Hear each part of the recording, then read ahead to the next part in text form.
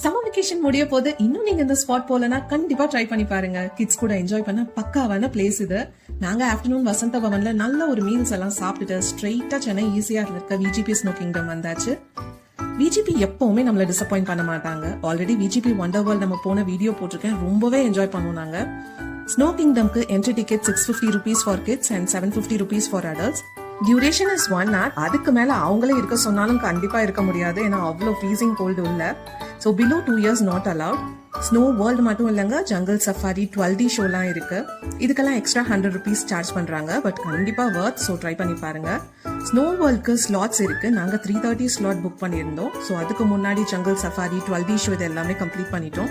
ரெண்டுமே செம்ம fun. So இப்போ ஸ்னோ வேர்ல்ட் போறதுக்கு ரெடி ஆயாச்சு.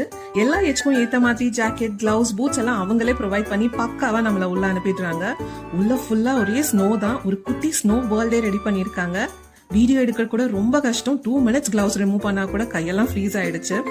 ஸோ கிட்ஸ் அண்ட் அடல்ட்ஸ்க்கு snow slide, igloo, selfie points எல்லாமே இருக்கு. ஃபைனலி டிஜே வேற. ஆனா எல்லாருமே அதுக்குள்ள ஃப்ரீஸ் ஆயிட்டோம்.